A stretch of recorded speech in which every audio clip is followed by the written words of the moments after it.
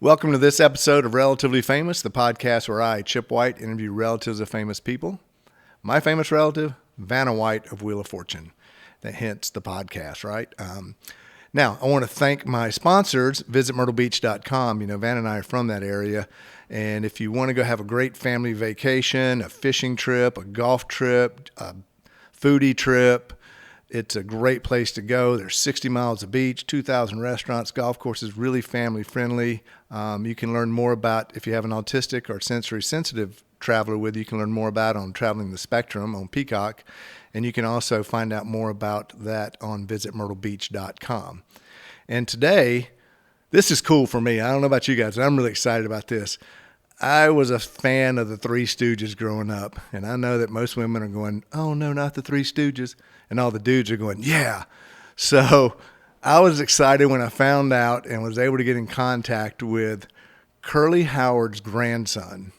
Today, we're going to have a cool conversation with Brad Curly G. Server, grandson of Curly Howard of the Three Stooges.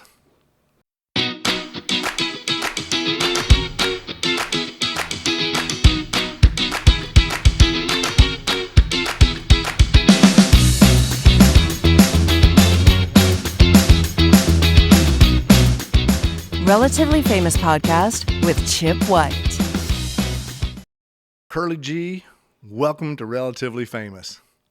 Whoa, thank you, Chip. This is wonderful. This is amazing. It's pretty much mediocre, but happy to be here. Now, Brad, did you pick up Curly G after you found out who your grandfather was, or did you always know? Kind of really quickly, because your grandfather passed away really young. I was just kind of Googling. He was 48 when he passed. Yeah, 1952 at 48. Yeah, very young, very young. So I was born in 65, so fast track.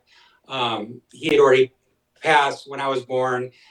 My grandmother had already remarried. My mom had a new father. She was adopted when she was 3. She was 14 when Curly died. So we weren't told that we were the kin of the Three Stooges, let alone Curly Howard. So we watched the Three Stooges every day and we're huge fans, and Curly was our favorite. And then I think I was 8, my brother was 12. My brother went to a Broadway show, Fiddler on the Roof. He carried on afterwards. I want to be an actor. Grandma, I want to be an actor. He wouldn't stop till finally she said, you know what? It's in your DNA. Your biological grandfather was Curly from the Three Stooges. And then he didn't say a word going home. And then he came home and told me. So we were fans first, and then we found out. And then, so the Curly G thing, it's really just my voice register. I got that along with some other great talents that my brother and my sister all got, just handed down to us. But I didn't get the cash register. I got the voice register. You do it really good too. And so now, kind of Shemp, and Moe and Curly were all brothers. That's correct. And there was 2 other brothers as well. Yeah, and Irving and Jack. They just weren't in the business. Right. And you said Curly was always your favorite, and you didn't even know it. Yes. Correct. Now, when you guys found out and you kind of started researching it, did you kind of get in touch with Moe's kids or grandkids or Shemp's, or has it just been you kind of like, we're kind of in our little bubble at this moment? Well, it didn't work that way. First of all, I was young, right? Second of all, because my mother had remarried, she didn't want to talk. We weren't to talk about the Stooges because she had a new father, basically, that she had ever since Curly passed when she was 14. And I only had the grandfather that I knew. His name was Moe Diamond, another Moe. So we weren't really supposed to talk about it, just out of respect that we loved our grandfather. That's the grandfather we knew. And he was never going to fill the shoes of Curly from the Three Stooges. So it was kind of like stricken. Don't talk about it in front of, in fact, don't even really talk about it. And then of course, when my parents divorced, my dad didn't want us talking about my mom's parents. So we just didn't talk about it. Now we did amongst our friends, and that was interesting. It's like after you find out that the same friends that you came home with every day and watched the Stooges, the next day you're supposed to go and say, oh, by the way, Curly's my grandfather. It's like no one was going to believe it. So we really didn't even say anything until my closest friends, I finally told them, and we just kind of kept it to ourselves. But I was always a crazy nut, and I was like class clown and space case. It all made perfect sense. So they got it. It just wasn't something that was touted at a young age. Now, and you've okay. Let me get this right. You're a stand-up comedian, or am I wrong on that? I'm actually sitting down right now, and I'm not very funny. No, actually, video content we do is very slapstick. So I do a lot of video comedy content. So I am standing. I'm taking a lot of pies in the face. We do a lot of stuff that's very Three Stooges like. And I do. I've been in some full feature films and some other stuff. But no, I'm funny, but I'm funny just being myself and not scripted. So I've never taken up actually wanting to do stand-up comedy. It hasn't been something that maybe it's just because I'm just like my grandfather. I probably wouldn't remember my lines. So Yeah, I was gonna say more of a improv comedic actor. It yeah, sounds like than. yes, And yeah. now you were saying you do video content. Kind of fill me in. Look, everybody's going to Google your grandfather because I'm going to suggest Google the Three Stooges if you haven't watched it. Google Curly. Okay, And yeah, exactly. So first of all, if the fans and new fans, old fans, if you want to watch the Three Stooges in 4K and high def, it's all on the Three Stooges Plus is the name of the channel, and it can be found on YouTube. It can be found on a lot of streaming providers, what's built in TVs, or it's so you just look for Three Stooges Plus. If you're looking for the content that we do or that I personally do, you just have to look up Curly's grandson or Curly G, and my YouTube page will come up.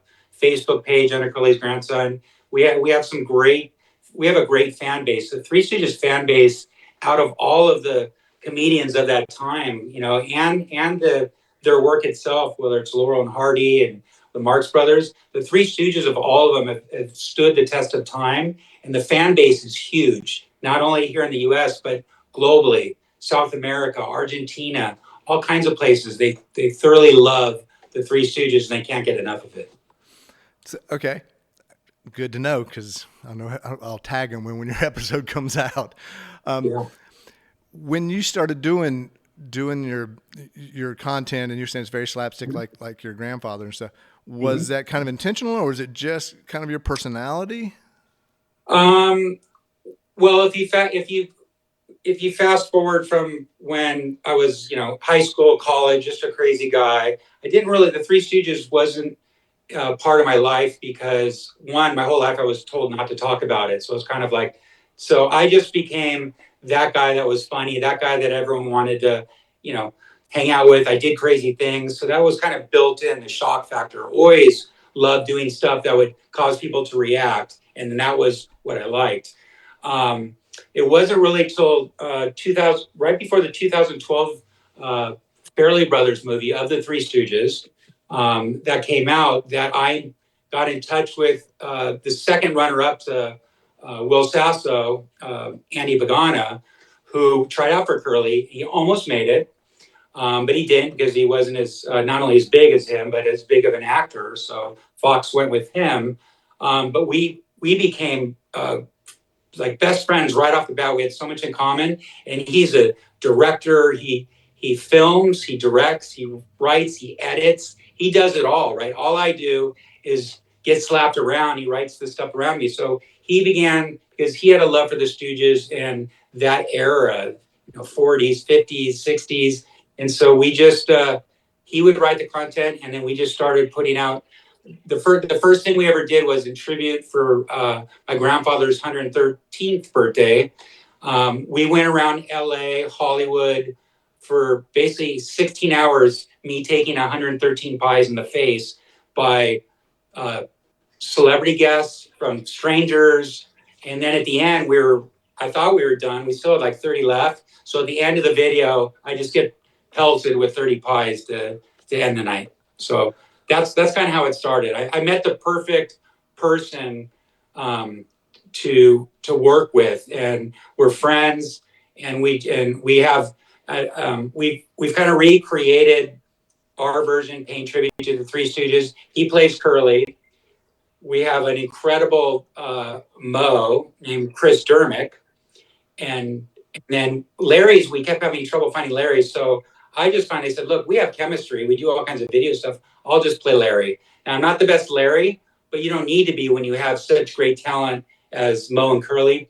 And there is a lot of like I'd say we get about 95% love. Not much like you guys are terrible. You're not the Three Stooges. We never try to be the Three Stooges. We're paying tribute, and I never try to be my grandfather.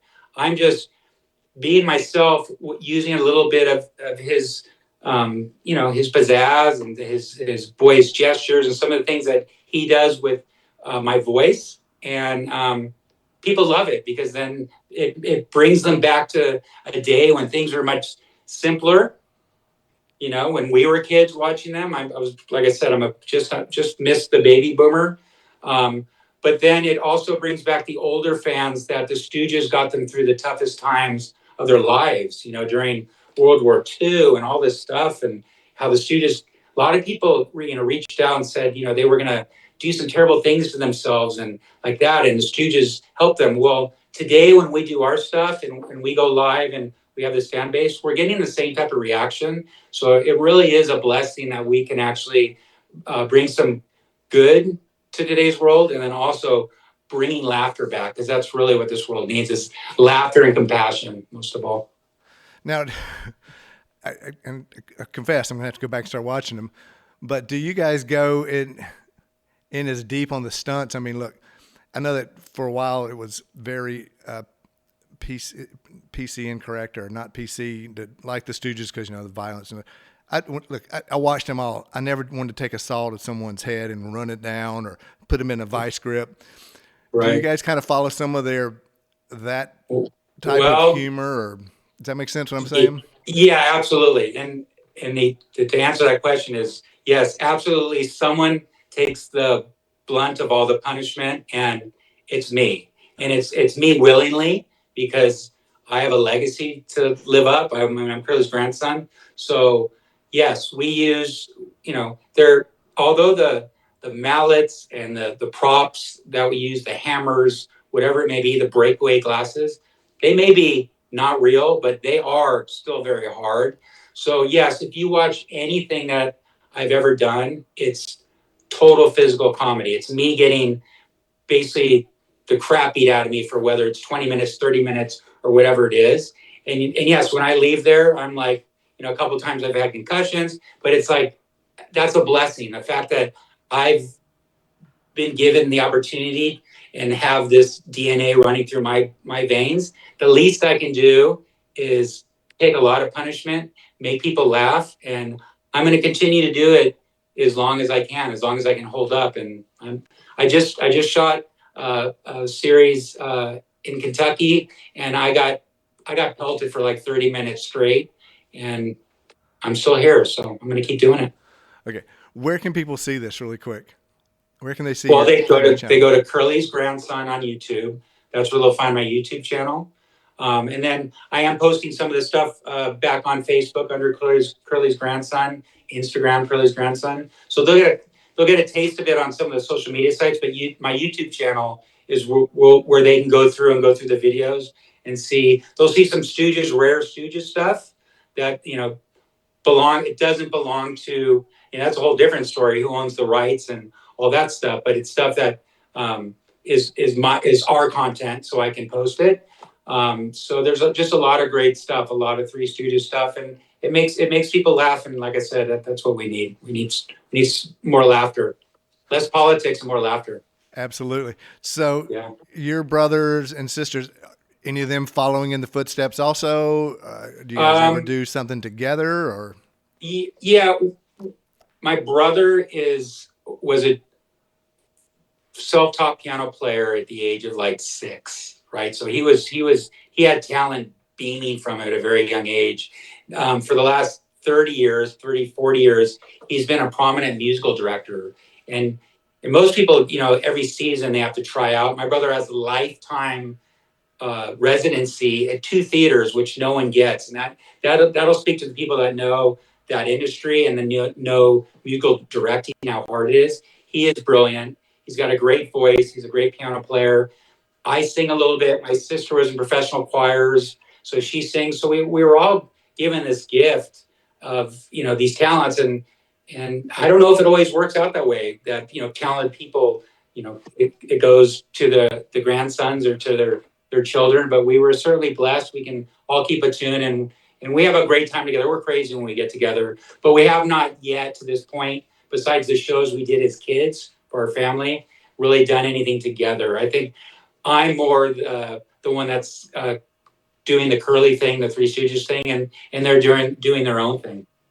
Well, you kind of led me right into my next thought or next question was the Three Stooges. Actually, I know there were in some of the shorts they sang, and they all actually seemed like they all had pretty good voices. Mm-hmm. Was music prevalent in your family growing up? Oh my gosh! Other than your brother just learning to play. Absolutely. So, born in 1965, you picture I'm 10 years old, 1975, 80s. You have to think back of what were the television shows, what were the variety shows, and what were the movies of those days. All music based, right? All music based. So because my brother was so all into music, I was all in as his little brother. And when he was in high school and he was, the drama club, they'd go to New York, and it was Chorus Line, it was Cats, it was all the biggest shows. I was able to see with my brother, with my sister. And so a love of music has always been the baseline of what we do, right? And whether we're celebrating holidays, my brother's playing the piano, we're singing, whether I play the drums, just like no one taught me how to play the drums. Someone picks up a guitar, I just get behind the drum set, and to me, I don't know what I'm doing. They're like, dude, that sounds great. So yes, music. I think the more you listen to music, the movies, the TV shows, and the music of the 60s, 70s, and 80s will never be replaced and will never be at that notch of what it was. And when it came out, believe it or not, even like High School Musical and some of these shows that came out were really popular. At least it gave the newer generation of kids they started to sing along. They wanted to sing. They wanted to see music. So I think there needs to be more of that. And I think we're going to have a society and children that are, more getting off their phones and doing social media and more doing choirs and chorus performing in the churches, their temples, whatever it is. But singing is a gift from God. Absolutely. Okay. What's the one song when you hear it instantly transforms you back to somewhere in your childhood? What's the song and what's the place it takes you? Really, there's so many songs, but I'd have to say like James Taylor, You Got a Friend kind of stuff. That brings me back to what I grew up with as like a teen.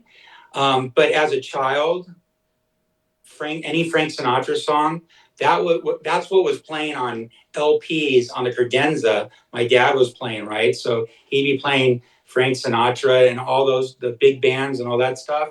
But my genre for music really stems from 70s folk, which would be like the James Taylors and such, but heavy metal and the rock bands, Guns N' Roses, Judas Priest, Scorpions, Boston, all those bands. So when I'm driving, I'm either going to the bridge and listening to the softer stuff, or I go to Ozzy's Boneyard. So I'm kind of all over the place, but it's really those two. And I have found that country music these days, it's got a lot more rock beat to it if you're finding the right stuff.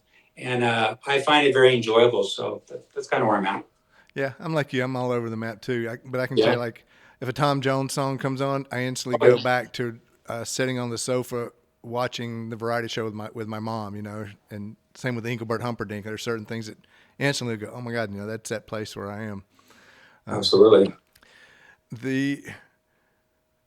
I'm trying to think of of where I'm going with that. Well, you know what you need sometimes, Chip, in a What? time like that where you can't quite find yourself, is what Okay. you need is a good Three Stooges beer. Ah. Okay. Sometimes the Three Stooges beer, what it does, it not only quenches your thirst, but it makes you feel brighto right away. Oh boy.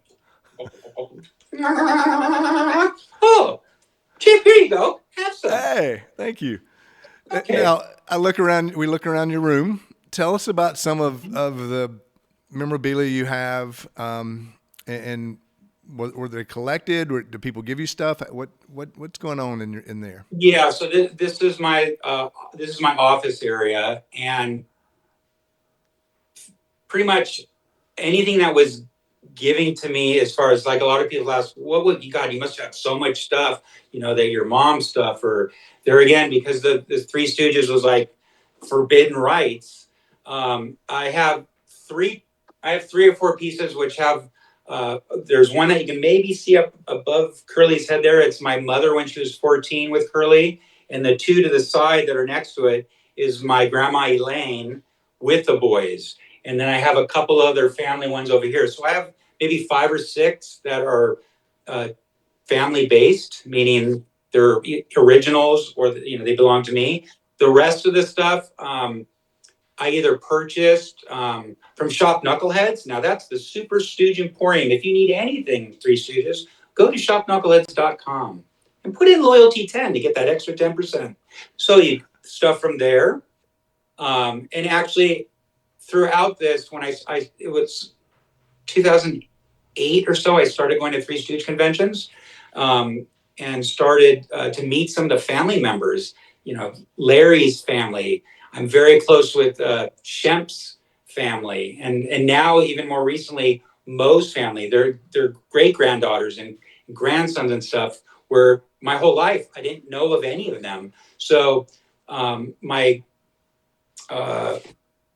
Larry's great grandson runs Shop Knuckleheads, and he's given me a lot of these photos that I have going around this whole room.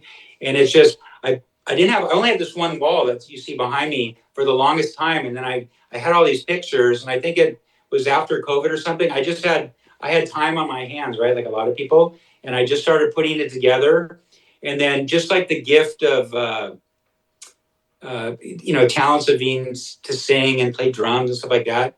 Also, it's a very odd thing, being able to design, whether it's home design or it's a room like this. I just start going at it, and then all of a sudden I get done and I look, and I only put maybe one hole in the wall. I didn't put like 2 or 3 to get things straight. And you look at it and you're like, it's like a museum. I'm like, who does this? And I'm like, I just God is great. God did something and gave me an ability to put things like this together, and it's nice. I don't get a lot of visitors. When family comes in, they're kind of at awe because it just all of a sudden it just appeared out of nowhere because I had been saving the stuff for a special time when I could show it off. So It looks great.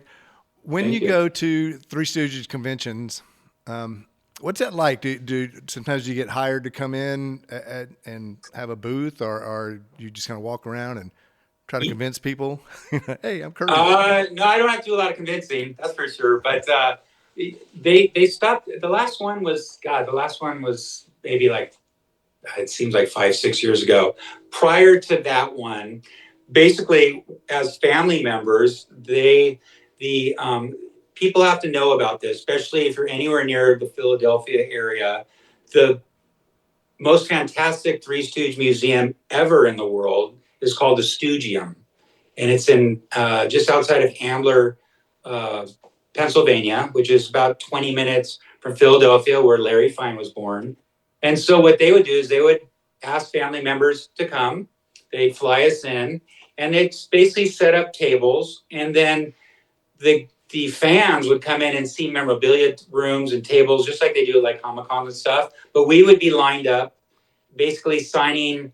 They had pictures for us with family trees, signing photos, giving them to them, and then just like meeting them. And then a lot of these people were like starstruck. I'm like, look, I'm far from a star. I'm just a regular guy who was blessed to be Curly's grandson. So I'm like, no, come here, bring it tight. So I give them a hug or shake their hands and stuff like that. And it was just, they were so thankful.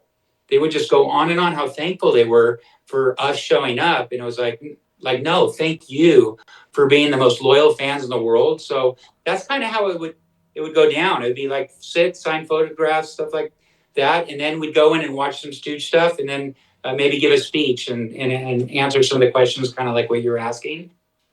So it was a lot of fun. And like I said, it enabled me to meet my my extended family that I had never met before. None of the other Three Stooges family for a long, long time.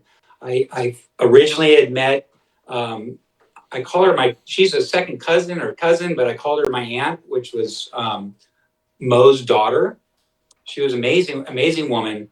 But that's kind of where it stood. And then I'd go to these events and I met, Shemp's great granddaughters, Shemp's daughters, and these are my cousins, right? This is pretty close to the vest, right? And then I meet Emil Sitka's son, Saxon. You got a picture up there of Emil that he gave me, and just it's just great. You can look back and say why. There's a lot of whys.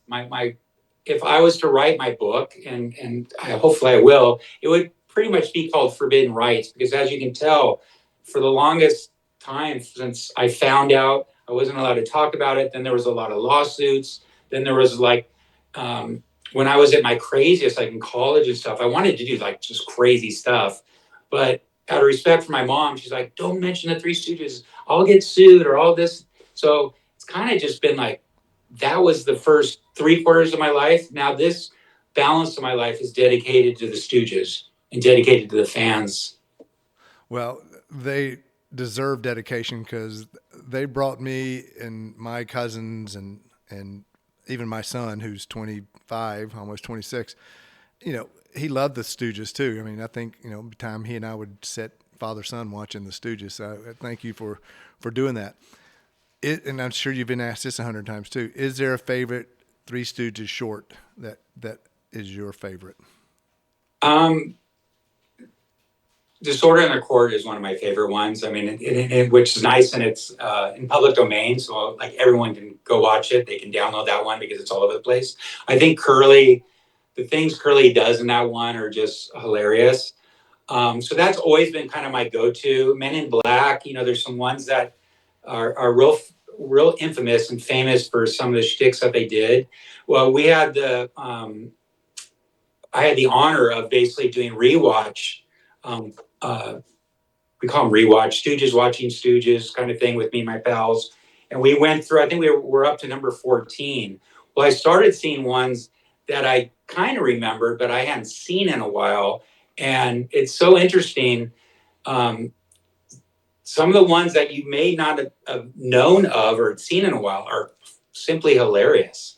So if you go to Three Stooges Plus, there's 190 shorts, Columbia shorts, right? So there's a ton to choose from. So it's really hard to pinpoint because I started watching some of them, like I said, and there's so much brilliance. And one of the things that's not really seen, or people tend to gravitate towards Curly. To be honest with you, I'll tell you, Shemp and Curly are neck and neck. In fact, Shemp gets a lot of fan base, sometimes even more than Curly. They're both brilliant in their own respects. And Moe is Moe, right? Moe is consistent. He's the leader of the group. But you really need to watch Larry, because a lot of times Larry is off to the side. He's not the focal point. When he is, he's hilarious. But you need to watch him fill what those guys are doing. He's back there doing stuff. And unless you focus on him and watch what he's doing, just picking up stuff, the things that he does, it truly is amazing. The three of them, the four of them, and then I have to give tribute to the other Curly Joe DeRita, those Curlys as a child. Even when I didn't know Curly was my grandfather, I didn't like. It was like those Curlys, I would turn it off, right? But you start to learn that those two guys kept the legacy going far into the 70s. And hadn't they been as talented as they were, there's no way that Moe and Larry could have been the Three Stooges with just some hacks that were just kind of okay actors. These guys were they were trained actors, and they filled in. They weren't my grandfather and they weren't Shemp, but they were the Three Stooges. And that's a testament to how great they all are. Yeah, it's true that, I think that people kind of get in their mind like, oh, this is the Three Stooges, but there were other characters that came along, and it lasted longer than people think. So we're getting close to our time. What is the one question I didn't ask you that you wish I had of, or that you really wanted me to ask you or to talk about? How much I weigh? No, that's not it. Let's just cut that. Let's see. That's an interesting question. Let's ponder for a moment. Oh, well, I do have a gorgeous, brilliant daughter, and I have a stunning wife. You didn't ask me about my family, so I do want to share that because that's the most important part of my life is my wife and my daughter. So I have Mrs. G, right? She's amazing, and then I have my daughter Elizabeth, who's she's talented. She's a hard worker. She's talented. She's beautiful, and she's the core of any parent. Once you're a parent, you know what that feeling is of loving your child more than anything in the world. My family brings me the most joy. And I used to bring her when she was younger to the Three Stooge conventions. But now that she's 25 now, she's like, Dad, no, I'm not going. She's doing her own thing, and that's okay. But my family is very important to me. One thing also, that you've heard that Curly loved dogs. He loved all animals, but he loved dogs. You'll see some tabloids where it says he took in 2,000 strays. That's exaggerated quite a bit. It was probably literally maybe 50, 60, maybe 100 over his career. If they didn't have a home, he'd bring them home. He'd keep some, but he'd bring some to the shelter or give them to friends. And I have a love, my whole family does, but I have a love for animals as well. Always had dogs. We have 3 cats. We had 3 dogs. 2 of them have gone to doggy heaven recently. But the love of animals runs in the family as well. And that's something you didn't ask me. And that is a beautiful ending. I certainly appreciate your time. Well, I appreciate your time. Yeah. And you know what, Chip? What's that? We have something in common. Okay. Your name is Chip, and I'm a chip off the old block yet. No! Ah. And you know what? Oh, boy, it's eat time. I'm getting hungry. Chip comes from Chip Off the Old Block. I'm Amazing. Herbert Stackley White III, and when I was born, everyone went, that's a Chip Off the Old Block right there, because this right here was my father. Right. Yeah. Well, I also want to say, please send your family my best. Curly's grandson says hi to all your family. It's just I get the Thanksgiving. Oh, yeah, I just talked to Curly's grandson. That might, what? Well, hey, if you're in San Antonio, mi casa, su casa. That's great. I would love to come and throw down some Three Stooges beers and read some Three Stooges comic books from American mythology. These things are great. Well, we happen to be shooting in a comic book shop. That our set is a comic book shop. When we close, Phil will show you the other camera that shows you the whole shop. So. Well, and how about this too? You make sure you give me your guys' address. I will send you some of these Three Stooges comic books, and I'll sign them. And those can be kind of they'll be yours. But then you can also put those into in the glass cabinet. Do not touch. This is excellent. Very well, Brad, thank you so much. This has been fun. And tell your daughter, maybe I'll have the granddaughter of Curly on one day. Great granddaughter. Yeah. My granddaughter. Granddaughter would be my sister. Yeah, that's right. Great my sister, my brother, or the great granddaughter. Yeah, great granddaughter. That's right. And, yeah. Well, thank you, sir, and we will You're the best. Chat again soon. All right. Thank you so much. Thanks. Keep the laughter alive. I want to thank Brad. That was so much fun. Dude has got some great energy and does sound a lot like his grandfather. I want to thank our sponsor. Visit myrtlebeach.com. You heard him talk about family and what family means. If you're looking for the perfect family vacation, be sure to go to my hometown area of Myrtle Beach, South Carolina, and plan that vacation at visitmyrtlebeach.com. That's visitmyrtlebeach.com.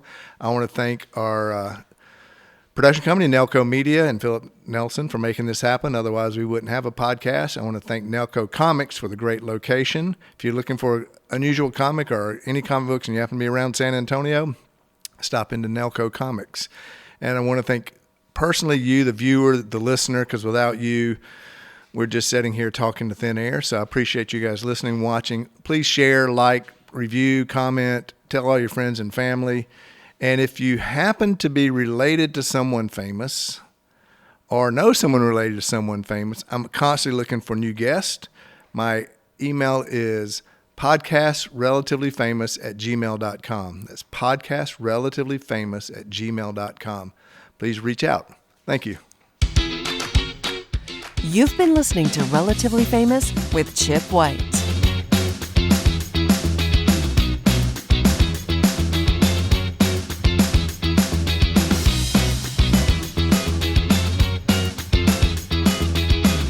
Please like and subscribe to Relatively Famous with Chip White.